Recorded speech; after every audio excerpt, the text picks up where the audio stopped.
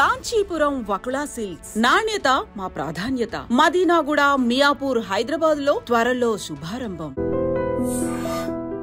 ఈ వారం మన గెస్ట్ మోటివేషన్ స్పీకర్ గా మారిన పోలీస్ పేరు రామ్మూర్తి గారు, హెడ్ కానిస్టేబుల్ మదనపల్లి.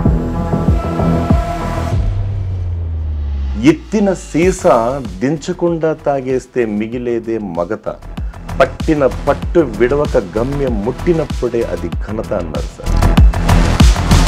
వస్తూనే ఉంటాయి సవాళ్ళు, ఎదురొడ్డి నిలిచే వాళ్ళే మొనగాళ్ళు.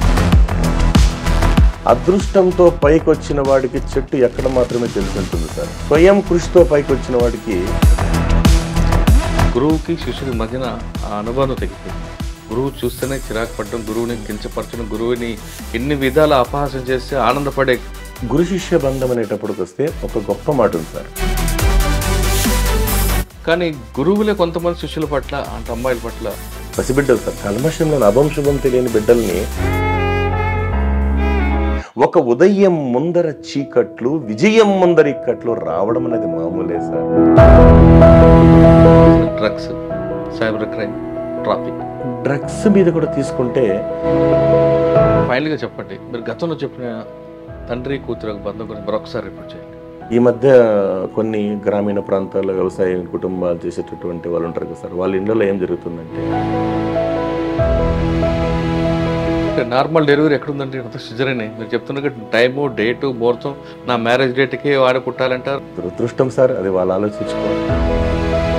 చిరంజీవి ఉన్నారు సినిమా యాక్టర్. అవును సార్. అని ఈ రోజు ఈ స్థాయికి వచ్చారంటే ఎంత కష్టపడితే, ఎన్ని సంవత్సరాలు కష్టపడితే ఆ స్థాయికి వచ్చారు. ఒక విషయం చెప్పిన సార్, ఫస్ట్ ఆఫ్ ఆల్ ఆయన కూడా ఒక ఇంటర్వ్యూలో చెప్తారండి, ఇంత స్థాయికి వచ్చినా నేను ఈ రోజు కూడా మంచం మీద పడుకోను, కిందనే పడుకున్నాను. ఆ తల్లి ఎమోషన్ దగ్గరికి వచ్చి ఆ కళను నీళ్ళు వస్తే తలుచుకుంటే ఇంకా బాగా నచ్చిన సంఘటన చెప్పడం, మంచి మూవీలో ఫస్ట్ నేను హార్ట్ టచింగ్ మూవీ అంటే సార్ ఈ ముగ్గురు మనగాళ్ళ మూవీలో మిమిక్రీ అనగానే వాయిస్ ఎత్తుకుంటా కదా సార్. బేస్ ఎత్తుకున్నప్పుడు మై డియర్ స్టూడెంట్స్, ఈ రోజు మిమ్మల్ని అందరినీ చూస్తుంటే నాకు చాలా హ్యాపీగా ఉందమ్మా. Welcome to iDream. ఈ వారం మన గెస్ట్ మోటివేషన్ స్పీకర్గా మారిన పోలీస్ పేరు రామ్మూర్తి గారు, హెడ్ కానిస్టేబుల్ మదనపల్లి. రామ్మూర్తి గారు ఇప్పటికే చాలామందికి ఆయన రాసిన గీతాలు, ఆయన రాసిన స్పీకర్లు చాలా విషయాలు బాగా ఆకట్టుకున్నాయి. ఈసారి ఆయన కళ నుంచి ఏమొచ్చిందనే విషయాన్ని ఆయన తెలుసుకుందాం. సార్ నమస్తే అండి. సార్ నమస్తే సార్. తండ్రికి కూతురికి బంధం కానీ, తల్లి కొడుకు బంధం కానీ, గురువుకి శిష్యుడికి బంధం కానీ, ఇవన్నీ తెలుసుకోవాలంటే మీ నుంచి వచ్చిన వాక్యాలు చాలామంది ఉన్నాయి. ముఖ్యంగా మీరు యువతకి టార్గెట్ చేసి చెప్పిన విషయాలు కానీ, లేదా పెద్దవారికి అనుగుణంగా ఉంది, వాళ్ళు మీ నోటి నుంచి వచ్చిన ప్రతి వాక్యానికి తమకు దాన్ని ఓన్ చేసుకుంటున్నారంటే వాళ్ళు అనుభవించిన కష్టాలు, నష్టాలు అన్నీ కూడా మీ మాటల్లో వినబడుతున్నాయి. కాబట్టి ఆ ఏజ్ గ్రూప్ కూడా మీకు కనెక్ట్ అయ్యారు, యూత్ కూడా కనెక్ట్ అయ్యారు. అంటే మీ టార్గెట్ అనేది కొంచెం రీచ్ అయిపోతున్నారు మీరు. ఇప్పుడు మీరు గురువుకి శిష్యుడికి మధ్యన రాశారు, అదేవిధంగా చంద్రబోస్ గారి గురించి మీరు మాటలు పాడుతున్నారు. ఫస్ట్ ఏం రాశారు, మీకు ఇటీవల కంటే వాటి గురించి మాట్లాడే ముందు ఇటీవల మీరు మీడియాలో ఐ డ్రీమ్లో వచ్చిన దీనికి మీకు రెస్పాన్స్ ఎలాగుంది, ప్రజలు మీకు ఎక్కడ కనబడితే ఏ విధంగా మీకు ఇన్పుట్స్ ఇస్తున్నారు? హృదయపూర్వక నమస్కారాలు సార్. ఒక చిన్న సంతృప్తికరమైన విషయం, అది లక్షలు లేని పని లక్ష్యం నెరవేరుస్తుందంటారు కదా సార్. లక్షలు లేకపోయినా ఒక పనిని లక్ష్యం నెరవేరుస్తుందంటారు. ఈ మధ్యకాలంలో కొంతమంది మా స్నేహితులు నాకు వాట్సాప్లో పెడతారు, అని చేసి అన్న ఒకసారి ఫోటో చూసుకున్నారు. ఏమంటే ఒక 70 years పెద్ద ఆవిడ తిరుపతికి జర్నీ చేస్తూ ఉంది, ఆ అమ్మ నీ వీడియో చూస్తూ ఉంది అని చెప్పి పెట్టడం. అది కొంచెం తృప్తి సార్.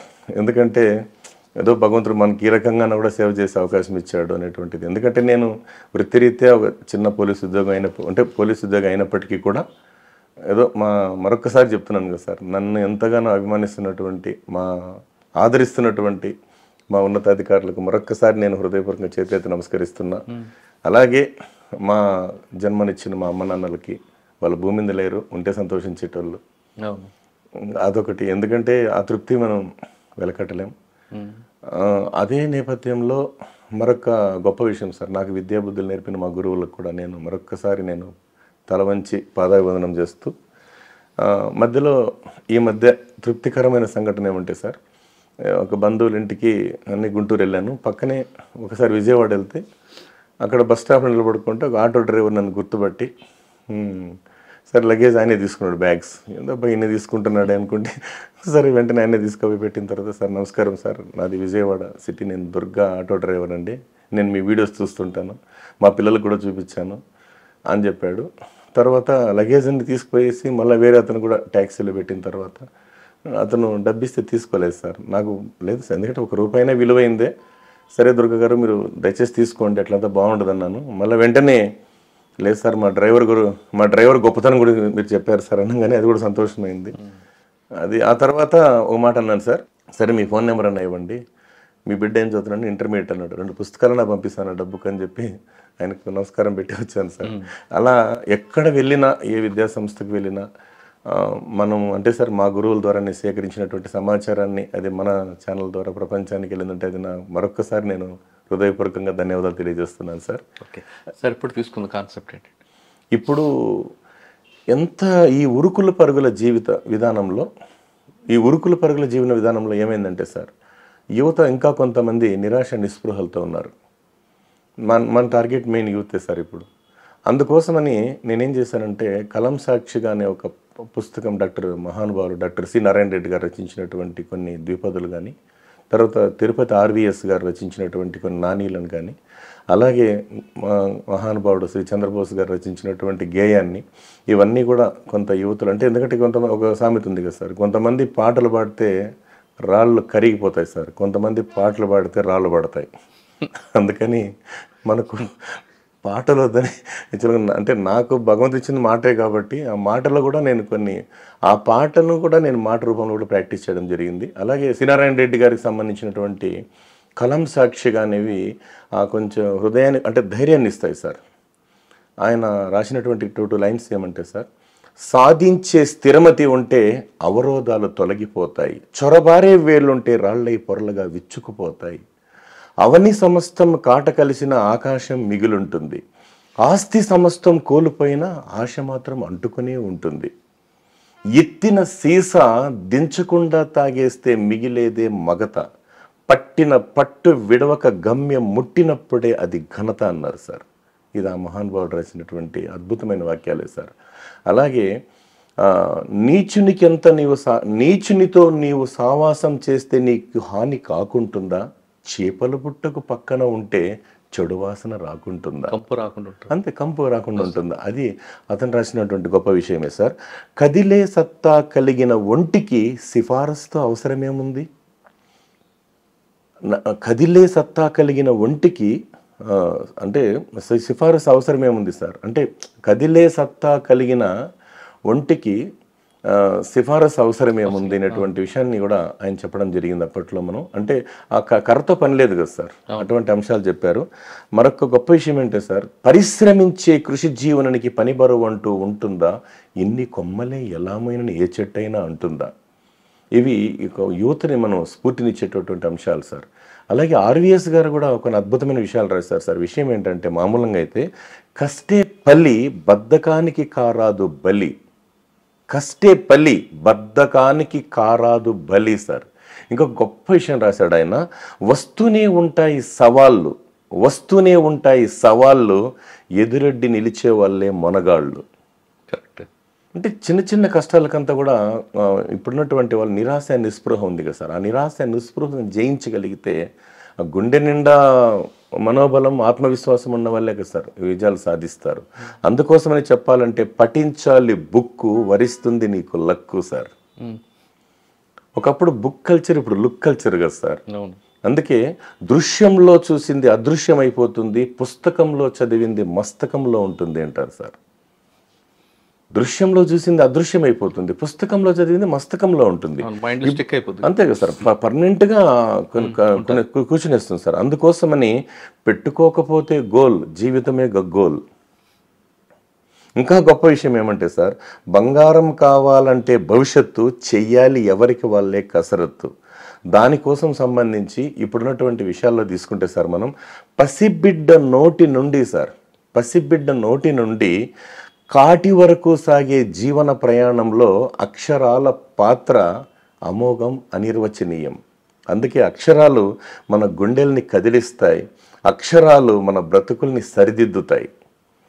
అందుకే అక్షరాన్ని కలిగిన వాడు సంపన్నుడు, వాడు ఆరాధింపబడతాడు.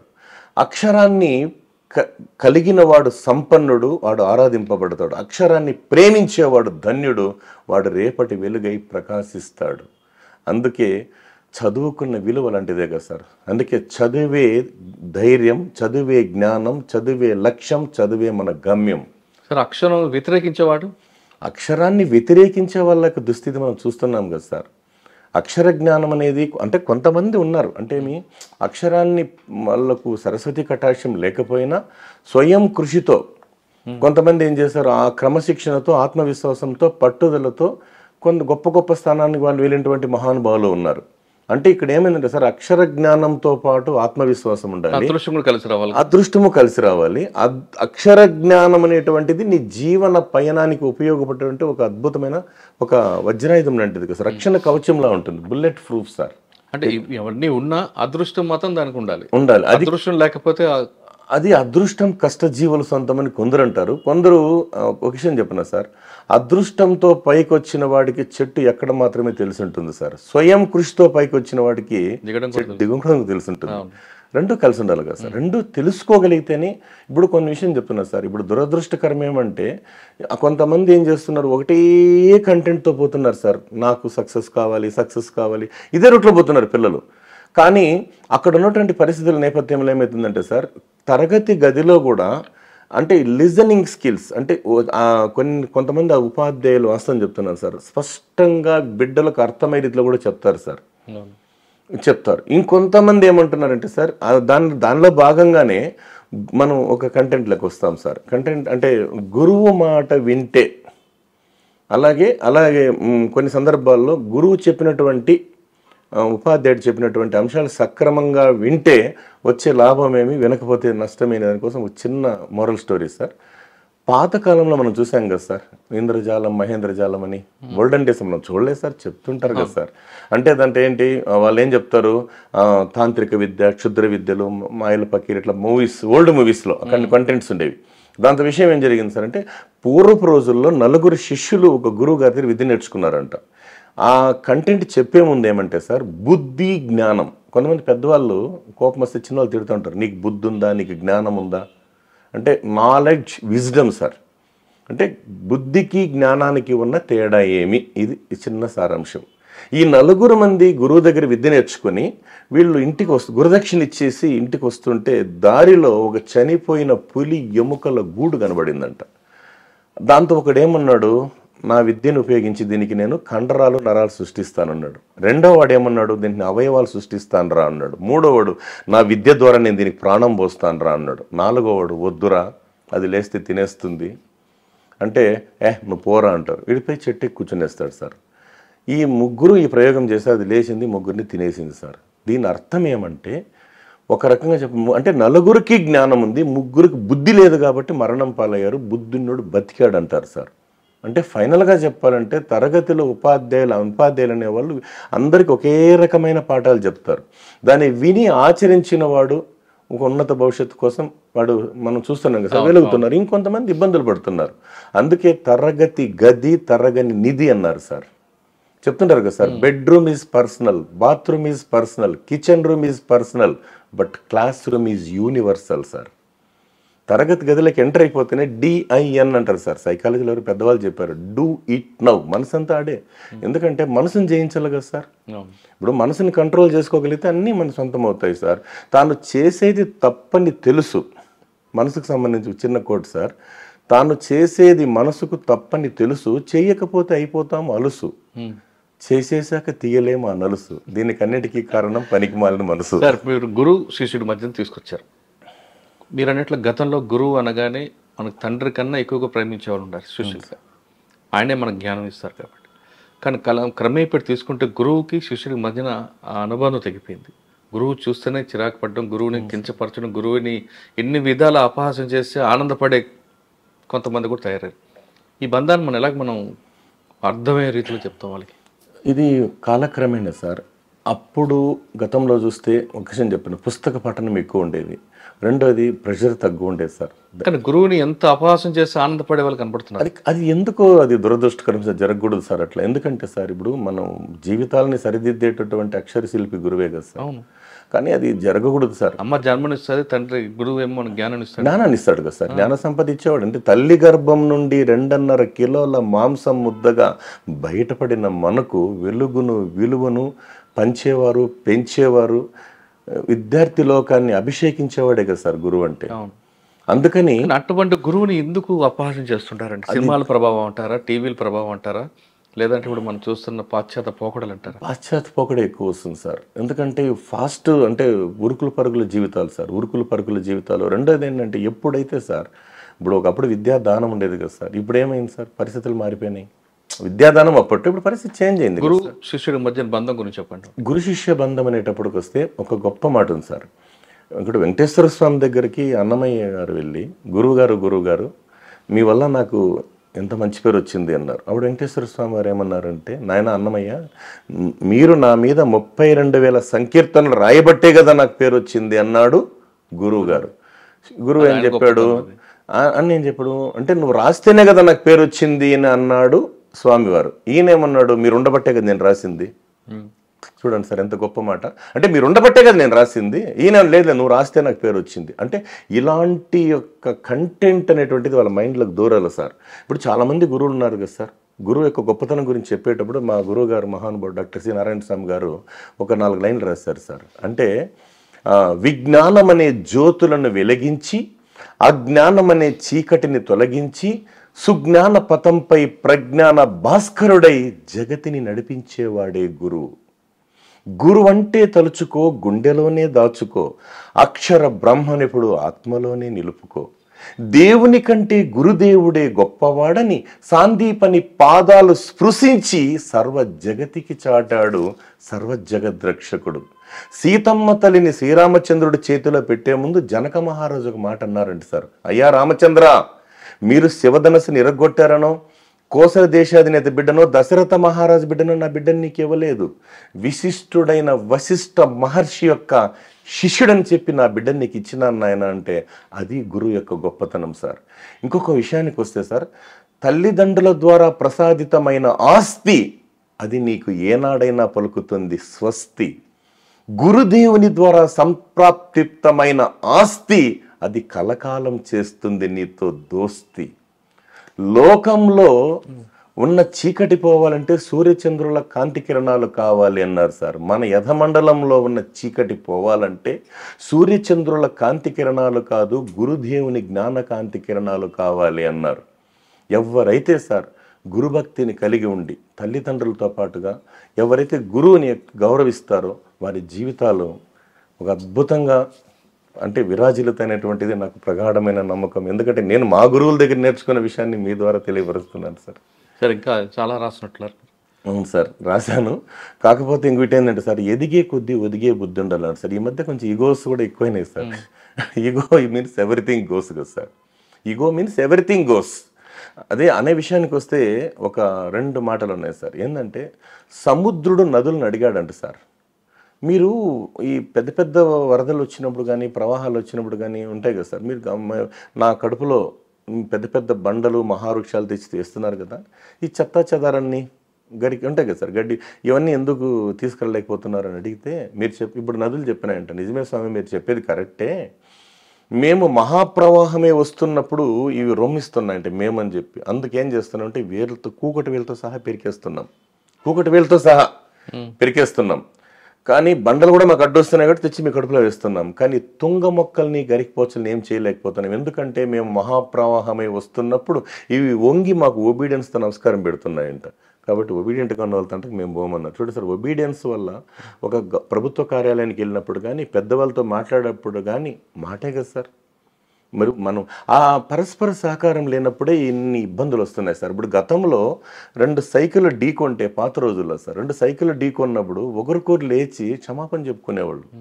ఏమని, పొరపాటైంది క్షమించండి, ఏమన్నా మీకు తగిలిందని చెప్పి ఆతృత వచ్చేవాళ్ళు. ఇప్పుడు ర్యాష్ డ్రైవ్ సార్, డ్రైవ్ అయిన వెంటనే తగిలిన వెంటనే సీరియస్ ఫేస్ పెట్టి చూసి ఇంకో ఆటోమేటిక్గా ఇదొకటి అదొకటి 2 ఫైటింగ్లు అయిపోతున్నాయి. ఫైటింగ్లు వీళ్ళ వల్ల వేరే వాళ్ళకి ఇబ్బంది ఆలోచించలేదు. అటువంటివన్నీ ఇందాక చెప్తున్నట్లా మొక్క చెప్పారు కదా, అందుకే పాఠం కూడా ఉంటుందండి. ఎంత ఎదిగినా మొక్కను చూసి నేర్చుకోమంటారు. అంతే కదా సార్, ఎదిగే కొద్దీ ఒదిగి ఉండమని చెప్పి మొక్క సంబంధించి చెప్తున్నాం కదా సార్. పాట కూడా ఉంది కదండి, ఎదిగిన కొద్ది ఒదగమని మొక్క నీకు చెబుతుంది. అన్నీ వింటున్నారు సార్, కాకపోతే ఆ పాటలో అర్థం తీసుకోవట్లేదు. అర్థం తీసుకోండి సార్. ప్రతి ఒక్కరు గనక, ఎందుకంటే విపరీతంగా మనం అంటే పాపులేషన్ హెవీగా పెరిగిపోవడం, రెండోది ఏమంటే సార్ చెప్పాను కదా సార్, ఆతృత, స్పీడ్, దీనివల్ల ఏమవుతుంటే అన్ని రకాల ఇబ్బందులు వస్తున్నాయి. సార్ గురువు శిష్యు గురించి చెప్పారు మీరు. అవును సార్. కానీ గురువులే కొంతమంది శిష్యుల పట్ల అంటే అమ్మాయిల పట్ల రకరకాల వేధింపులు రావడం అన్నది మనం ఏ విధంగా చూడాలి? అది దురదృష్టకరం ఏమంటే సార్, ఎక్కడో చోట వ్యవస్థలో అంటే ఎవరు ఒక్కరు చేసినా మొత్తం వ్యవస్థకే చెడ్డ పేరు వస్తుంది సార్. అందుకని ఇప్పుడు ఉన్నటువంటి ఈ హైటెక్ ప్రపంచంలో ఈ మనం ఉన్నటువంటి అంటే ఇంటర్నెట్ యుగంలో ఉన్నాం కదా సార్, ఎప్పటి నుంచినో ఉన్నాయి. కాకపోతే ఏమంటే అది భవిష్యత్తులో కూడా సార్ ఇట్లాంటి సంఘటనలు అనేది 100% జరగకూడదు సార్. ఎందుకంటే నమ్మకం పోతుంది కదా సార్. ఇప్పుడు పసిబిడ్డలు దేవుళ్ళతో సమానం. పసిబిడ్డలు సార్, కల్మషం లేని అభంశుభం తెలియని బిడ్డల్ని అది ఆటోమేటిక్గా ఎవరో చేసేటువంటి వికృత చర్య వల్ల అందరికి కూడా మాయన మచ్చ అవుతుంది సార్. అది వాళ్ళకి భవిష్యత్తు లేకుండా పోతుంది. అతన్ని సొసైటీ చూస్తే కూడా వీడు ఇలాంటి వాడా అని చెప్పినప్పుడు అతనికి ఎంత దుర్మార్గంగా చూస్తే, అంటే అతను చేసిన దుర్మార్గ చర్యకి ఇంకా అతను బతికుండి వేస్ట్ కదా సార్. అతను బతికుండి వేస్ట్. ఇంకా అంటే ఆ ప్రొఫెషన్ మీద బాగా ఇంట్రెస్ట్తో, శ్రద్ధతో, గౌరవంతో వచ్చే వాళ్ళు ఇప్పుడు దాంతో పట్టదండి సార్. కానీ కొంతమంది వ్యక్తులు బతుకుతెరు కోసం ఆ ప్రొఫెషన్ ఎంచుకొని ఇటువంటి చెడ్డ పనులు చేయడం వల్ల టోటల్గా వ్యవస్థగా చెడ్డ పేరు వస్తుంది సార్. అందుకని ఏం చేయాలంటే సార్, గమనించాల్సింది ఏమంటే ఒకప్పుడు అక్కడ చుట్టుపక్కల పరిసరాల ప్రభావం ఉన్నటువంటి తల్లిదండ్రులు కానీ లేదా సహమిత్రులు కానీ ఇలాంటి వాళ్ళ క్యారెక్టర్ పైన నిఘా పెట్టుకుంటే అంత కంట్రోల్. అవును సార్. మనం ఇంకా ఏం చూసాం, ఇంకొక విషయం ఏంటంటే సార్, మనం చెప్పాను కదా సార్, ఎదిగే కొద్దీ ఒదిగే బుద్ధి అన్నారు కదా సార్. ఒకసారి అబ్రహం లింకన్ గారు పదవీ ప్రమాణం అయిన తర్వాత సెనేట్లో స్పీచ్ ఇచ్చేదానికి రెడీ అవుతున్నారు. ఆ టైంలో ఈయన మైక్ ముందు నిలబడుకోగానే అక్కడ ఒక గర్విష్టి వ్యక్తి అన్ని 100 మంది ఉన్న సభలో లేచి షూ చూపించాడంట సార్. సభ మొత్తం నిర్హాంతపోయారు. అందులో కొంతమంది నెగిటివ్ థింకర్స్ గుసగుసలాడుతున్నారు. ఏదో ఎందుకంటే ఈయన ఏమన్నాడంటే, ఏం జరుగుతుందో అందరికి ఆశ్చర్యమైంది సార్. అప్పుడు ఈయన అన్నాడంట, మిస్టర్ లింకన్, మీ నాన్న ఒక చెప్పులు కుట్టేవాడన్న సంగతి మర్చిపోవద్దు. ఏదో నీ టైం బాగుండి మీరు అమెరికా అధ్యక్షుడు అయిపోయినారు, ఆ విషయాన్ని మీకు గుర్తు చేస్తున్నాను. నీ తండ్రి ఒక చెప్పులు కుట్టేవాడన్న సంగతి మర్చిపోవద్దని 10 సార్లు చెప్తే అబ్రహం లింకన్ కన్నీటి పర్యంతమయ్యాడంట సార్. కాబట్టి కాసేపటి తేరుకున్నాడు. తేరుకున్న తర్వాత ఆయనకు అరెస్ట్ చేయించేంత పవర్ ఉంది సార్. కానీ ఎదిగే కొద్దీ ఒదిగే బుద్ధి, అవమానాన్ని కూడా ఆభరణంగా ధరించినటువంటి మేరు నగధీరుడులాగా ఒక మాట అన్నాడంట sir, excuse me gentle man, ఈ శుభ సందర్భంలో మా నాన్నగారిని గుర్తు చేసినందుకు నీకు సభాముఖంగా చేతులెత్తి నమస్కరిస్తున్నాను. మా నాన్నగారు చెప్పులు కుట్టడంలో మంచి ఎక్స్పర్ట్, అది నాకు కూడా నేర్పించారు. పొరపాటును మా తండ్రి గారు కుట్టినటువంటి షూలు కానీ చెప్పులు కానీ లూజ్ ఉన్నా టైట్ ఉన్నా బాగలేకపోయినా మీరు ఎనీ టైం తీసుకురండి, నేను రిపేర్ చేసి ఇస్తానంటే దీనికన్నా గొప్ప మాట ఇంకేముంది సార్. అలాగే ఇంకో అబ్రహం లింకన్ గారికి మంచి మాట చతురత ఎక్కువ ఉంటుంది సార్. ఆయన జోక్స్ కూడా బ్రహ్మాండంగా వేస్తాడంట. ఒకసారి యుద్ధంలో గాయపడ్డ సైనికుల్ని హాస్పిటల్కి వెళ్ళి పరామర్శించి బయట వచ్చేస్తాడు. కొన్ని జోక్స్ చేస్తే సైనికులు నవ్వుతూనే ఉంటారంట. ఒక సందర్శకుడు లోపల వెళ్ళి, విజిటర్, మీకేం పెద్ద దెబ్బలేం తగిలినట్లేవు, మీరు నవ్వుతున్నారంటే అప్పుడు ఒక సైనికుడు అన్నాడంట, సార్ పెద్ద దెబ్బలేం లేవు సార్, ఒక కాలే పోయిండేది. లింకన్ వచ్చి మళ్ళా గనుక ఇంకా జోక్స్ చెప్పి నవ్విస్తానంటే నా 2వ కాలు కూడా పోగొట్టుకుంటానంటే అది సార్ మోటివేషన్. మాటకంత పవర్ ఉంది సార్, మాటకంత విలువ ఉంది. కానీ ఇప్పుడున్నటువంటి పరిస్థితుల్లో దురదృష్టకరం ఏమంటే సార్, ఎప్పటి నుంచినో ఉన్నాయి. కాకపోతే సొసైటీలో మా పెద్ద ఆయన ఒక ఆయన చెప్పాడు, ఈ మధ్య 3 రకాల మనుషులు ఉన్నారయ్యా సొసైటీలో ఉన్నాడు. ఎవరు సార్ అంటే, ఒకడు అంటాడంట, నాదే, నీది కూడా నాదే. రెండో వాడు, ఏం చెప్తాడంటే వాడు చెడిపోవడం కాకుండా పక్క నుంచి చెడగొడతాడు సార్. మూడో వ్యక్తి ఏమంటే ఈయన బాగుపడి 10 మందిని బతికిస్తున్నాడు సార్. అంటే తాతగారి కాలం తీసుకుంటే సార్, తాతగారి కాలంలో నాది కూడా నీదే అని చెప్పేవాడంట. తండ్రి కాలం వచ్చిన తర్వాత, తండ్రి గారి కాలం వచ్చిన తర్వాత నాదేప్ప నీదే అనేవాడంట. మూడోది ఏమైంది, నాదే నీది కూడా నాదే. స్వార్థం పెరిగిపోతుంది. అంటే 3 గిన్నెలు తీసుకొని వాటర్ వేసి ఒక గిన్నెలోకి స్పాన్ చేస్తే ఏమవుతుంది సార్, నీరు మొత్తం పీల్చేస్తుంది. అది ఒకటో రకం. రెండో రకం ఏంటంటే సార్, అంటే విద్యార్థులకు సులభంగా అవ్వడానికి అర్థం అవ్వాలని చెప్తున్నాను సార్. రెండో గిన్నెలోకి వాటర్ పోసి దాంతో మట్టి బొమ్మ వేస్తే ఏమైంది సార్, నీళ్ళు కూడా మడ్డి అయిపోయినాయి, పనికి రాకుండా పోయినాయి. మూడో గిన్నెలోకి ఆ వాటర్ ఉన్నటువంటి గిన్నెలోకి చక్కెర బొమ్మ వేస్తే కరిగింది, పానకమైంది, స్వీట్నెస్ ఇచ్చింది. అంటే విషయం ఏమంటే సార్, మైండ్లో పాజిటివ్ థింకింగ్ ఉండేవాడు వాడు ఆరోగ్యంగానే ఉంటాడు, ఎప్పుడు బాగానే ఉంటుంది సార్. నెగిటివ్ మైండ్ ఉంటే కష్టం సార్. అందుకే కన్స్ట్రక్టివ్ మెంటాలిటీ ఉండాలి కానీ డిస్ట్రక్టివ్ మెంటాలిటీ ఉండొద్దు అంటారు సార్. అటువంటి వ్యక్తుల వల్ల వాళ్ళకి ఇబ్బంది, వాళ్ళతో స్నేహించడం వాళ్ళకి కూడా ఇబ్బంది. అంటే బ్రెయిన్లో చెత్త వేసుకుంటే తలనొప్పే కదా సార్. అదే అంటే మాట్లాడే వ్యక్తులు కూడా ఇబ్బంది కదా. అంతే కదా, నెగిటివ్ మైండ్. నెగిటివ్ మైండ్ ఎంతసేపటికి కొంతమంది అంటారు కదా సార్, మా ఇంటికి వస్తే ఏం తెస్తావు, మీ ఇంటికి వస్తే ఏమి ఇస్తావు. మనం అన్ని, ఎందుకంటే మన తెలుగు భాష గొప్పతనం సార్. ఎందుకంటే ఆ రైమింగ్ కావచ్చు, వర్డ్స్ కావచ్చు, అద్భుతాలు కావచ్చు, అంటే సులభ రీతిలో అర్థమయ్యే అమ్మ భాష మన తెలుగు భాష కదా సార్. అందుకంటే ఇంకా ఏం రాశారు. ఇంకొక విషయం ఏమంటే సార్, ఈ మధ్య మనకున్నటువంటి ఈ పోటీ ప్రపంచంలోనే మనం అంటే ఎన్నో ఆటంకాలని, అవరోధాలని తట్టుకున్నటువంటి గొప్ప వ్యక్తి ఎవరంటే మన ప్రముఖ రచయిత శ్రీ చంద్రబోస్ గారు. ఆయన రాసినటువంటి పాటని నేను మాట రూపంలో ప్రాక్టీస్ చేశాను సార్. ఎవరేమి అనుకున్నా నువ్వుండే రాజ్యాన రాజు నువ్వే, బంటు నువ్వే, మంత్రి నువ్వే, సైన్యం నువ్వే. ఏదైనా ఏమైనా నువ్వు వెళ్ళే బడిలోన పలక నువ్వే, బలపం నువ్వే, ప్రశ్న నువ్వే, బదులు నువ్వే. అన్నీ నువ్వే కావాలి, అనునిత్యం పోరాడాలి, అనుకున్నది సాధించాలి. అవమానాలే ఆభరణాలు, అనుమానాలే అనుకూలాలు, సందేహాలే సందేశాలు, చిత్కారాలే సత్కారాలు అనుకోవాలి, అడుగేయాలి. ముళ్ళ మార్గాన్నే అన్వేషించాలి. అలుపే వస్తున్న కలలే గంటున్న ముళ్ళ మార్గాన్నే అన్వేషించాలి. ఎవరికి వారే లోకంలో ఎవరికి పట్టని శ్లోకంతో నీతో నువ్వే సాగాలి. బలము నువ్వే, బలగం నువ్వే, ఆట నువ్వే, గెలుపు నువ్వే, నారు నువ్వే, నీరు నువ్వే, పైరు నువ్వే, కోత నువ్వే, ఉలివి నువ్వే, సెలవు నువ్వే, శిల్పం నువ్వే, శిల్పివి నువ్వే, కలము నువ్వే, గలము నువ్వే, కవివి నువ్వే, కావ్యం నువ్వే, రవివి నువ్వే, పవివి నువ్వే. నింగిలోన తెల్ల మేఘం నల్లబడితేనే జల్లు కురిసేది, చెట్టు మీద పూలు మొత్తం రాలిపోతేనే పిందెలు కాసేది. ఒక ఉదయం ముందర చీకట్లు, విజయం ముందర ఇక్కట్లు రావడం అనేది మామూలే సార్.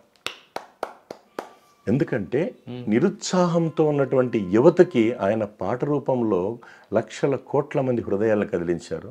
ఏదో ఆ భగవంతుడి దయ వల్ల నాకున్నటువంటి మాట తీరుతో, ఎందుకంటే కొంతమందికి పాటలంటే ఇష్టం, కొంతమందికి మాటలంటే ఇష్టం. దాన్ని బట్టి ఒక్క పాట ఉల్లాసాన్ని కలిగిస్తుంది, ఒక్క మాట ఉత్సాహాన్ని కలిగిస్తుంది, ఒక్క అడుగు 1000 మైళ్ళ ప్రయాణానికి నాంది పలుకుతుంది అంటారు సార్. ఆ స్ఫూర్తితో చెప్పిన మాటే సార్ ఇది కూడా. సార్ మీరు చాలామందికి మోటివేషన్ చేస్తుంటారు, కానీ ఇప్పుడున్న పరిస్థితికి అనుగుణంగా వాళ్ళంటే ఎక్కువగా మనకు కనిపిస్తుంది డ్రగ్స్, సైబర్ క్రైమ్, ట్రాఫిక్. ఈ 3 సమస్యలు మనకు ఎక్కువగా కనిపిస్తుంటాయి. ఈ మూడింటి గురించి మీరు ఏమైనా కొత్తగా రాశారు? ఈ 3 గురించి నేను ఈ మధ్య పెద్దగా ఏం రాయలేదు కానీ సార్. డ్రగ్స్ గురించి, డ్రగ్స్ మీద కూడా తీసుకుంటే ఈ మధ్యకాలం మత్తు గురించి రాశారు కదా. మత్తు అంటే అదే చెప్పాను కదా సార్, మన ఎంఎస్ రెడ్డి, మన కలం సాక్షి గల సీనారాయణ రెడ్డి గారు రాసినటువంటిది, ఎత్తిన సీసా దించకుండా తాగేస్తే మిగిలేదే మగత, పట్టిన పట్టు విడవక గమ్యం ముట్టినప్పుడే అది ఘనత అన్నారు. రోజు వేసుకునే గుట్కా యమలోకానికి ఎక్కిపోయే జట్కా. అంతే కదా సార్, రోజు వేసుకునే గుట్కా యమలోకానికి ఎక్కువే జట్కా. ఇంకోటి సార్, అలవాట్లు మొదట ఏమైతాయి సార్, సాలిగుళ్ళు, మళ్ళీ ఇనుప సంఖ్యలు అయిపోతాయి. ఇప్పుడు ఒక సామెత ఉంది సార్, ఒకప్పుడు పల్లెటూర్లలో ఒక ఊరు మొత్తం, అంటే పట్టణాల్లో తెలియదు సార్, మ్యాట్రిమోనీస్ అంటారు, సిటీలో కూడా పక్కింట్లో ఏం జరుగుతుందో తెలియదు అసలు. ఎవరో జీవితాలు వాళ్ళు ఉరుకుల పరుకుల జీవితం బిజీ అయిపోతారు. అదే పల్లెటూరుకి వచ్చేటప్పుడు ఒక అబ్బాయిని అడిగారంట, ఏమని, ఈ అబ్బాయికి బిడ్డని ఇవ్వచ్చా అండి అంటే, ఇవ్వండి సార్, మంచి కుర్రాడు, చూసుకుంటాడు అనేది ఎటుంది సార్. ఇంకోటి ఏమంటాడు, రెండో రకం చెప్పేది, అరే ఇవ్వండి దానికి ఏముందిలే అంటే, చూడు ఎంత డిఫరెన్స్ చూడు సార్. ఇవ్వండి సార్, ఇవ్వండి ఇవ్వండి అంటే ఇంకా వాటికి అయిపోయింది అని అర్థం. అంటే జస్ట్ చిన్న డిఫరెన్స్ అనమాట. అడిగేటప్పుడు అడిగాడంట, పెద్ద ఆయన అడిగాడు, ఏం విషయము కుర్రాడికి ఏమైనా అలవాట్లు ఉన్నాయంటే, అలవాట్లు ఏమీ లేవు సార్, పెద్దగా అలవాట్లు ఏమి లేవు, అప్పుడప్పుడు చిన్న సిగరెట్ తాగుతాడు. ఏమండి సిగరెట్ తాగుతాడు అంటే, సిగరెట్ కన్నా ముందు ఇంకోటి, అలాంటి సిగరెట్ ఇప్పుడు తాగు, సిగరెట్ కన్నా ముందు ఒకటి ఉంది మీకు అది తెలియదు సార్. ఏ అలవాటు లేవండి, పెద్దగా లేవు, ఒక్క పొడి మాత్రం వేస్తాడు అని చెప్తారు. అవునా సార్? ఓకే. ఒక్క పొడి కూడా ఎప్పుడు వేయడు, సిగరెట్ తాగితేనే ఒక్క పొడి వేస్తాడు. Very good sir. అది ఓకే. సిగరెట్ కూడా ఎప్పుడు తాగడు, మందు కొడితే మందు కొట్టినప్పుడే, మందు కూడా ఎప్పుడు తాగడు, మటన్ ఉంటేనే మందు తాగడు, మటన్ కూడా ఎప్పుడు తినడు, ప్యాకాట్లో ఓడిపోతేనే తింటాడు, ప్యాకాట్ కూడా ఎప్పుడు వాడు, వేరే అమ్మాయి ఇంటికి వెళ్తేనే ప్యాకెట్ ఆడతాడు. ఇంకొకటి సార్, ఎప్పుడంటే ఎప్పుడు వెళ్ళాడు, జైలు నుంచి బయట వచ్చినప్పుడు ఆమె ఇంటికి వెళ్తాడు. ఇంకోటి జైలుకి ఎప్పుడు వెళ్ళాడండి, ఏమన్నా పొడిచినప్పుడు వెళ్ళాడు. అంటే ఇవన్నీ కూడా ఎంత సార్ అంటే రిలేషన్ అంటే పరిసరాల ప్రభావాలే కదా సార్, పరిసరాల ప్రభావాలే కదా. ప్రపంచ వినాశకారి సోమరి కదా సార్, ప్రపంచ వినాశకారి సోమరి. కాబట్టి ఏం చేస్తున్నాడు వాడు, ఆటోమేటిక్గా ఇంటి చుట్టుపక్కల ఏమైందంటే ఈజీకి అలవాటు పడ్డాడు కదా సార్. అంటే ఈజీ బ్రతుకు లేజీ అని, వాడు ఈజీ బతుకంతా లేజీ. ఇంకా అలాంటప్పుడు ఏం చేస్తాం? కాబట్టి ఏమైందంటే సులువు, దానివల్లనే కదా సార్ ఈ అనర్థాలు జరుగుతున్నాయి. అందువల్లనే కదా సార్ ఎక్కడ చూసినా మన ప్రభుత్వం వాళ్ళు కూడా అవేర్నెస్ క్యాంప్స్ పెడతారు. ఇప్పుడు కోడిగుడ్డు ఉంది సార్, బయట నుంచి కొడితే ఆమ్లెట్ సార్, లోపల నుంచి వస్తే కోడి పిల్లకి కోళ్ళ ఫారాలు అవుతాయి. ఆ డిజైర్ వాళ్ళ లోపల పుట్టాలి సార్. సార్ ఫైనల్గా చెప్పండి, మీరు గతంలో చెప్పిన తండ్రి కూతురు బంధం గురించి మరొకసారి రిపీట్ చేయండి. తండ్రి కూతుర్ల బంధమా సార్? మరొకసారి చెప్పమంటారా? మామూలుగా కూతురు విషయానికి వస్తే సార్, కూతురు విషయానికి వస్తే లేక ఆ ఇంట్లో తల్లిదండ్రులకు కలిగింది ఒక్క బేటీ, అందువల్ల అయ్యింది ఆ ఇల్లు బ్యూటీ. ఆడబిడ్డ తండ్రి లోకాన ఘన పాటి సార్. ఎందుకంటే కూతురున్న ఇల్లు కలకలలాడుతూ ఉంటుంది, కూతురు లేని ఇల్లు వెలవెలలాడుతూ ఉంటుంది. అందుకే కూతురు ఇంటికి వెలుతురు అన్నారు. భగవంతుడు తల్లి తర్వాత అలాగే భార్య తర్వాత తనకు గుండెల్లో పెట్టి చూసుకునేది ఎవరంటే సార్ కూతురు. ఎందుకంటే తండ్రికి సార్ టోటల్ తన ప్రాణమంతా కూతురులోనే పెట్టుకొని ఉంటాడు సార్. అది కూడా ఈ మధ్య కొన్ని కాన్సెప్ట్ ఏమంటే, ఆడబిడ్డలు కూడా తెలుసుకోవాల్సిన విషయం ఏంటంటే, నా తల్లిదండ్రులు నన్ను ఎంతో కష్టపడి పెంచారు, నేను వాళ్ళ మాటకు విలువిస్తే బాగుంటుందనే బంగారు బిడ్డలు చాలామంది ఉన్నారు సార్. కాబట్టి వాళ్ళ కుటుంబాలు బాగున్నాయి, ప్లస్ వాళ్ళు బాగున్నారు. ఎందుకంటే అదే కూతురు మరో ఇంటికి వెళ్ళిన తర్వాత కోడలుగా వెళ్తుంది, తప్పదుగా సార్. ఈ రోజు కోడలు గతంలో కూతురే, అవును సార్. ఇక్కడున్న అత్త కూడా గతంలో కూతురే, గతంలో కూడా కోడలే. కానీ అదే కూతురు కోడలుగా మారిన తర్వాత అక్కడ వ్యత్యాసం రావడం, ఈ అత్తగారు గతంలో కోడలైన విషయం కూడా మర్చిపోయి చిన్న విషయాలకు విభేదాలు వస్తుంటాయి. అవును సార్. అది కారణం ఏమంటే సార్, అక్కడ ఉన్నటువంటి పరిస్థితులు, ఒకటి ఫైనాన్షియల్ సార్, ఆర్థిక పరిస్థితులు వస్తాయి, మారిపోతుంది కదా సార్. కానీ ఆ అత్తగారు కూడా గుర్తుపెట్టుకోవాలి కదా గతంలో నేను కోడలేని విషయాన్ని. అది కోడలు కూడా గుర్తుపెట్టుకోవాలి, నాకు అమ్మ తర్వాత అమ్మాయి అత్తయ్య అమ్మ అని. సార్ నేను ఒక చిన్న ఎగ్జాంపుల్ చెప్పిన సార్. ఈ మధ్య కొన్ని గ్రామీణ ప్రాంతాల్లో వ్యవసాయ కుటుంబాలు చేసేటటువంటి వాళ్ళు ఉంటారు కదా సార్, వాళ్ళ ఇళ్ళలో ఏం జరుగుతుందంటే, అంటే పక్కనటువంటి పరిసరాలు గమనిస్తారు కదా సార్. మా అత్తగారు అంటే ఇక్కడ ఏమంటారంటే సార్, కొన్ని సందర్భాల్లో అత్తగారు చూపించే ప్రేమ అది ఉంటుంది. రెండోది ఏమంటే, వీళ్ళు కఠినంగా ఉన్నా కూడా లోపల ప్రేమ అనేది ఉంటుంది. అది అర్థం చేసుకునే సందర్భాలు ఏమైందంటే అపార్థాలై వీళ్ళు ఇప్పుడు కేసులు పెట్టుకునే స్థాయికి వస్తున్నారు సార్. అసలు అత్తగారు అనుకుంటే అత్తమ్మ అంటారు కదా, అత్తమ్మ అంతే కదా సార్.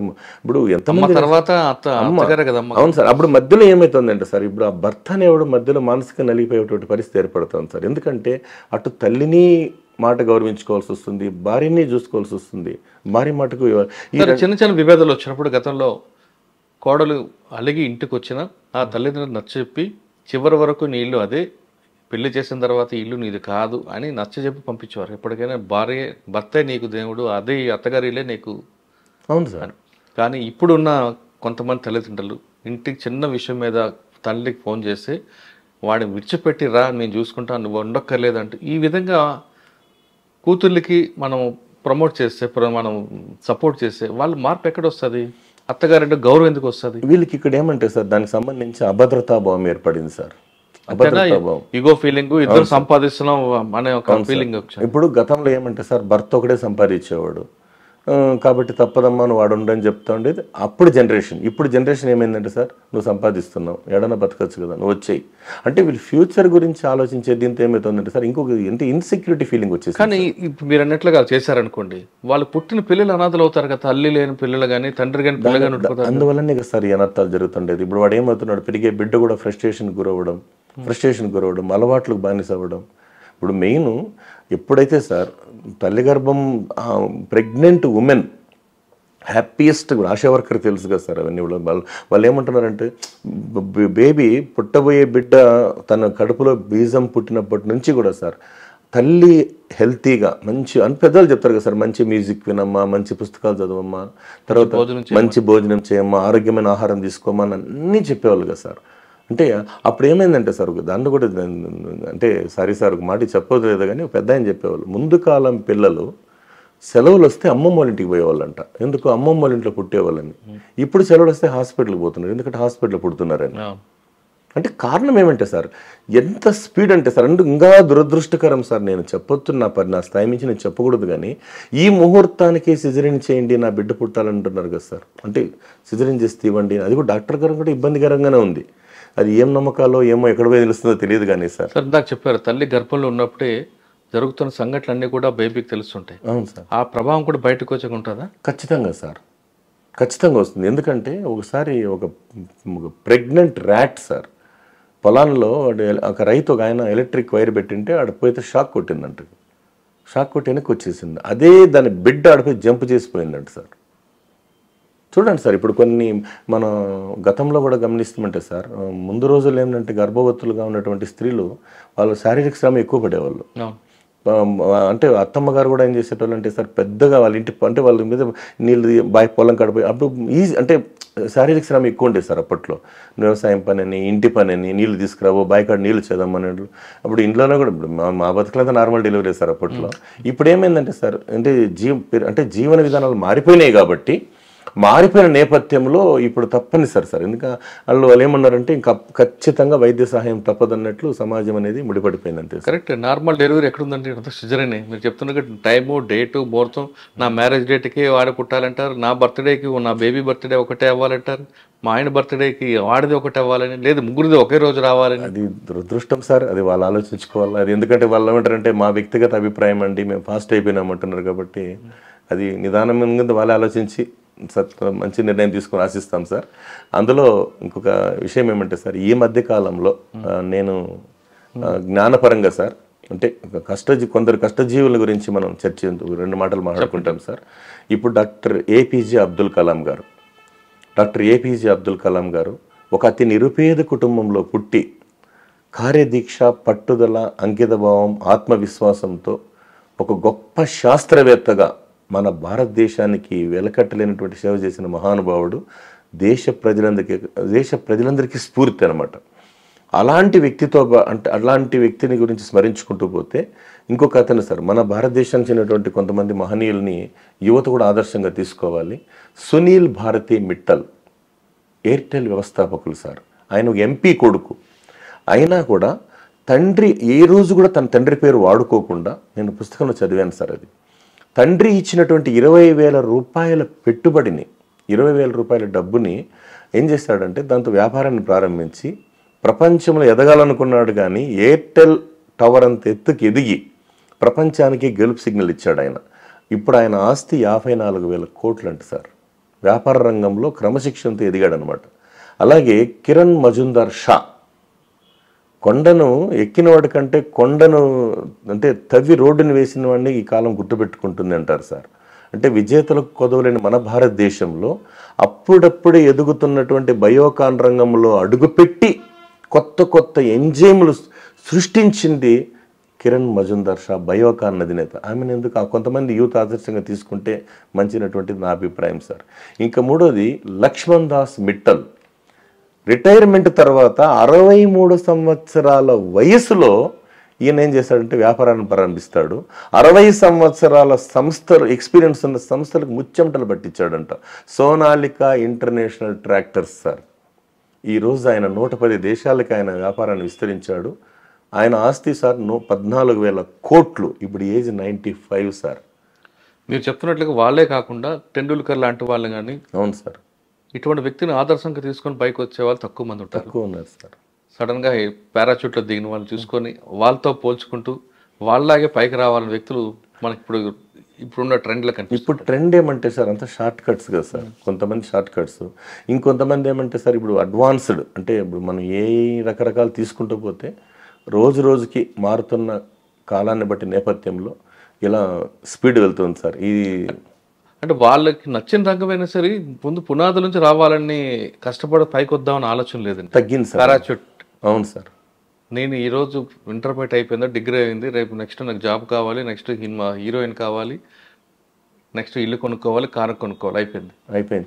అదొకటి. ఇదంతా కూడా 1 month 2 months లో అయిపోవాలి. అంటే అంతే కదా సార్. ఇప్పుడు స్పీడప్ అంటే బేస్ లేకుండా సార్, ఇప్పుడు మనకు స్ట్రాంగ్ ఫౌండేషన్ వాళ్ళని ఫాలో అవుతారు, కానీ వాళ్ళు ఎంత కష్టపడితే ఆ స్థాయికి వచ్చే విషయాన్ని అది గుర్తుపెట్టుకునే కోసం. చిరంజీవి ఉన్నారు సినిమా యాక్టర్. అవును సార్. అండ్ ఈ రోజు ఈ స్థాయికి వచ్చారంటే ఎంత కష్టపడితే, ఎన్ని సంవత్సరాలు కష్టపడితే ఆ స్థాయికి వచ్చారు. ఒక విషయం చెప్పిన సార్, ఫస్ట్ ఆఫ్ ఆల్ మేము విద్యార్థి దశలో ఉండేటప్పుడు ఆయన మూవీస్ చూస్తే ఆ సందేశం కానీ సార్, విజేత కానీ కొన్ని మూవీస్ ఉన్నాయండి. ఇప్పుడు మీరు ఛాలెంజ్ సినిమా తీసుకోండి సార్, విజయానికి 5 మెట్లు, విజేత, అవును సార్, అభిలాష, సందేశాత్మకమైనటువంటి సినిమాలు తీసేవారు. అవును సార్. అంటే అంత కష్టపడితే ఈ స్థాయికి వచ్చారు. ఒక కుటుంబాన్ని నిలబెట్టాడు. ఒక కొనిదెల శివశంకర వరప్రసాద్ అనే వ్యక్తి ఒక మెగా ఫ్యామిలీ అయిపోయాడు. మెగా ఫ్యామిలీ నిలబెట్టాడు. ఇండస్ట్రీలో ఎంతమంది ఈ రోజు అతన్ని నమ్ముకొని అన్నం తింటున్నారు. రెండోది సార్, అతని వల్ల ఎంతమంది ఇన్స్పైర్ అయ్యారు. అటువంటి అంటే గొప్ప ఆలోచన. ఆయన చిరంజీవి గారికి ఆదర్శంగా తీసుకుంటున్నారు, కానీ ఆయన బేస్ని చూసుకోవట్లేదు. ఆయన తీసుకున్న గ్యాంగ్ లీడర్ సినిమా నుండే పైకి వచ్చారనుకుంటున్నారు. కాదు, అదొకటి. ఇంకోటి సార్, నేను ఆయన ఈ మధ్యకాలంలో ఒక ఇంటర్వ్యూలో ఒక గొప్ప మాట అన్నాడు సార్. అంటే నిజంగా నాకు హార్ట్ టచింగ్ అయింది. చిరంజీవి గారు చెప్పింది, ఎవరో వచ్చి నా ప్రమేయం లేకుండా, అతను అంటాడు కదా సార్, ఐ మీన్ ఆ వయసే నాకు బేస్ అవుతాను అంటే ఆయన ఒక రోజు ఏంటో ఇంటర్వ్యూలో ఎంత బాగుంటాడంటే, చూడండి వాడు ఎవడో వచ్చి నా ప్రమేయం లేకుండా నా గురించి మాట్లాడుతుంటే నేను ఎందుకు స్పందించాలి, అది నేను కాదు. చూడు సార్, ఎవరో వచ్చి నా ప్రమేయం లేకుండా నా జీవితానికి సంబంధించి మాట్లాడుతానంటే నేను ఎందుకు స్పందించాలి. అది ఎందుకంటే అది నేను అది స్పందించాననుకో అతనికి విలువిచ్చినట్టుంది. అది ఆ మాటకి, అది నా జీవితం, నా స్వేచ్ఛ, నా బ్రతుకు, నా ఇష్టం, నేను ఎందుకు స్పందించాలి. ఎందుకంటే చూడండి సార్, అంటే ఇతరులు అంటే నా ప్రమేయం లేకుండా నా లైఫ్ గురించి ఎందుకు మాట్లాడతారు. అంటే అతని అంత స్ట్రాంగ్ బేస్ ఉంటే ఆ స్థాయికి వచ్చాడు సార్ ఆయన. Strong base sir. ఆయన కూడా ఒక ఇంటర్వ్యూలో చెప్తారండి, ఇంత స్థాయికి వచ్చినా నేను ఈ రోజు కూడా మంచం మీద పడుకోను, కిందనే పడుకుంటాను. గొప్ప విషయం సార్. ఎందుకంటే గంభీరంగా చెప్తారు సార్, మీ అభిమానమే నాకు శ్రీరామ రక్ష అనేటువంటిది. అలాగే చెప్పారు కదా సార్, ఫెరోషియస్గా అంటే నాకైతే హార్ట్ టచింగ్ ఏమంటే సార్, ఘరానా మొగుడు మూవీలో ఉంటాడు కదా సార్, ఆ తల్లి ఎమోషన్ దగ్గరికి వచ్చి ఆ కళలో నీళ్ళు వస్తాయి తలుచుకుంటే. వాళ్ళ మదర్కు పెరాలసిస్ వచ్చినప్పుడు అతను అంటాడు కదా సార్, అమ్మా ఈ చేత్తో, అంటే మా అమ్మ ఉంటాడు కదా సార్, ఏ చేత్తో అయితే నాకు అన్నప్రాసం చేసావో ఈ చేతికే పక్షవాతం నిజంగా బాధ అనిపిస్తుంది అమ్మా అన్నప్పుడు. నిజంగా ఐ మీన్ ఆ ఎక్స్ప్రెషన్స్ తట్టుకోలేకపోతాం సార్ మనం, అంటే హార్ట్ టచింగ్. రెండోది ఇంకా వేరే ఫెరోషియస్ అనేప్పుడు అది కూడా సార్, అంటే సార్ ఆ రకమైనటువంటి ఇంటెన్షన్స్ చెప్పండి. మామూలుగా అంటే స్పీడప్ మాట ఉంటాయి కదా సార్, రాయ్ ఆడిన ఒక ఆట, మాట్లాడిన ఒక మాట, వేటాడిన ఒక వేట. మన ఈ జీవితంలో ఏదైనా ఒక సాధించాలని చరిత్రలో ఉండాలి ఒక పుట అన్నట్లు, మనం ఏదైతే అనుకున్నామో అది సాధించాలరా అంటే ఒక గంభీరత్వం అనేది వస్తుంది సార్. అంటే అప్పుడు ఆ ఎమోషన్స్ పరంగా అంటే సార్ అభినయాన్ని, ఎందుకంటే నేను విద్యార్థి దశ నుంచి అది ఫాలో అవుతున్నాను కాబట్టి నాకు అది అట్లా బాగా కనెక్ట్ అయింది సార్. అది గొప్ప విషయం కదా సార్. ఎందుకంటే ఇంకో కోణం కూడా ఉంది, కామెడీ సార్. అది కామెడీ అంటే మామూలుగా చిరంజీవి మన ఏమి ఆట పట్టిస్తాడు కదా సార్, మామూలుగా అత్తకి మొగుడు, అత్తకి ఎముడు, అత్తకి ఎముడు అమ్మాయికి మొగుడు మూవీలో డ్రింక్ చేసినప్పుడు ఎమోషన్ ఏమే రేఖ శశరేఖ నా ముక్కు మీద నువ్వు ఇలా ఏళ్ళు పెట్టి గుర్తుపెట్టి పోలీసుతో కొట్టిస్తావా అంటాడు. అంత మాత్రాన ఇంకొక మూవీలో కూడా ఉంటది, ఎలా గుర్తుపెట్టారు తాగానని అత్తగారు. అంటే అది అంటే మనం ఏమంటే అంటే నటనతో జీవించేటటువంటి గొప్ప విషయం, గొప్ప వ్యక్తి కదా సార్ ఆయన. అంటే డెడికేషన్ సార్. అండ్ గొప్పతనం ఏంటంటే dedication and commitment and concentration, ఈ 3 దానికే ఆయన పుట్టాడేమో అనిపిస్తుంది సార్. అంటే మనం అందరు గొప్ప గొప్ప మహానటులు ఉన్నారనమాట. అదే దీంతో నేను బాగా ఎక్స్ప్రెషన్ అయినటువంటి ఒక గొప్ప యాక్టర్ అంటే సార్ చనిపోయారు ఆయన, అమరీష్ పురి గారు సార్. ఆయన కూడా అంటే మామూలుగా చెప్పేవాళ్ళు కదా సార్, ఆయన జగదేక వీరుడు అతిలోక సుందరములో నాది మానవ శక్తి, ఆమెది మానవాతీత శక్తి, నా శక్తితో ఈరోజు నేను దానిని ఖతం చేస్తాను, కపాలిక వాహ ఎమి అంటాడు కదా సార్. అటువంటిది ఆయన ఎక్స్ప్రెషన్. ఎవరు? అమరీష్ పురి గారు సార్. అంటే గొప్ప నటులు. చిరంజీవి గారు మీరు చిన్నప్పటి ఫాలో అవుతున్నారు కదా, మీకు ఇంకా బాగా నచ్చిన సంఘటన చెప్పండి, నచ్చిన మంచి మూవీలో. ఎందుకంటే నేను ఆయనతో ఏ సినిమా అది ఖైదీ కన్నా ముందు నుంచి నేను చూస్తుంటాను సార్. యమకింకరుడు దగ్గర నేను ఫ్యాన్. అవును సార్, అవును. నేను బాగా నాకు ఫస్ట్ నేను హార్ట్ టచింగ్ మూవీ అంటే సార్ ఈ ముగ్గురు మనగాళ్ళు మూవీలో, అంటే ముగ్గురు మనగాళ్ళ గురించి. ఆయన బ్యానర్, సొంత బ్యానర్ ముగ్గురు మనగాళ్ళు ఒక వీర లెవెల్లో అనుకున్న స్థాయిలో రాలేదు. నెక్స్ట్ ఇంకోటి ఏంటంటే నాకు బాగా కనెక్ట్ అయిన మూవీ పసివాడి ప్రాణం సార్. బాగా సూపర్ అది. పసివాడి ప్రాణం. తర్వాత ఖైదీ నెంబర్ 786 సార్. దాంతో ఒక యాక్చువల్ అయితే ఎంత అంటే సార్ ఎమోషన్స్ సీన్స్ ఉంటాయి అన్నమాట దాంతో గువ్వా గోరింకతో అనేటువంటి పాట కానీ, ఆడిందే కొమ్మలాట అనేటువంటి సాంగ్, అది ఒక రకంగా ఒక చరిత్ర సృష్టించినాయి సార్ అవి. అంటే 1 by 1 అంటే కొన్ని అప్పట్లో మనకు బాగా ఫ్రీ టైం దొరికేది, కొన్ని మూవీస్ చూసేటోని, అవన్నీ ఇప్పటికి మర్చిపోలేము సార్ ఆ జ్ఞాపకాలు. అలాగే ఛాలెంజింగ్ మూవీ సార్, అత్తకు ఎమ్ముడు అమ్మాయికి మొగుడు కానీ ఆ మూవీ కావచ్చు. ఇంకా Rudraveena sir, Rudraveena heart touching, విజేత హార్ట్ టచింగ్. నిజంగా మనం చెప్పుకునేంత ఉంది సార్. అట్లాంటి గొప్ప గొప్ప మహానుభావుడు ఆయన. 10 ఏళ్ళు చదవడానికి మనస్ఫూర్తిగా దేవుని కోరుకుందాం.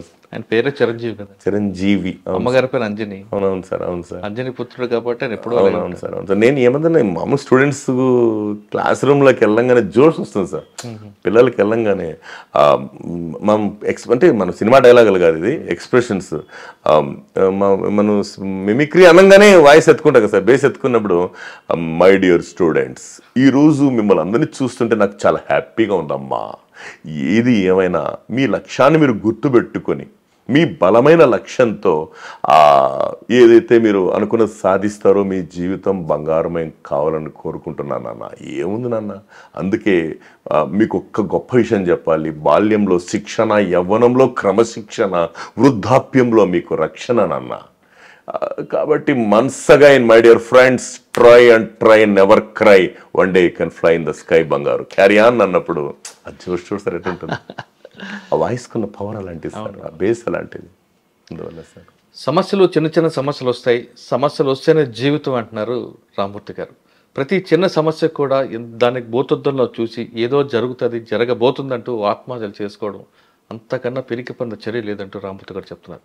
రామ్మూర్తి గారు ఇంతవరకు మోటివేషనల్ స్పీకరే కాదు, మిమిక్రీ ఆర్టిస్ట్ కూడా. ఆయన ఎక్కడైనా సరే పిల్లలతో అట్రాక్ట్ అవ్వాలంటే, పిల్లలు కరెక్ట్గా ఆయన కనెక్ట్ అవ్వాలంటే చిరంజీవి గారిని ఆదర్శంగా తీసుకుని చిరంజీవి గారి మాడ్యులేషన్లో వెళ్ళి వాళ్ళందరినీ తన వైపు తిప్పుకొని వాళ్ళకి మోటివేషన్ చేయడంలో ఆయన ఒక ప్రత్యేకత ఉంది. ఇది రామ్మూర్తి గారితో ఎక్స్క్లూజివ్ ఇంటర్వ్యూ. వచ్చే వారం మళ్ళొకసారి రామ్మూర్తి గారిని కలుద్దాం. ఈసారి మంచి మంచి విషయాలు ఆయన దగ్గర నేర్చుకున్నాం. థ్యాంక్ యూ అండి. Thank you very much sir. Thank you sir. నమస్తే సార్.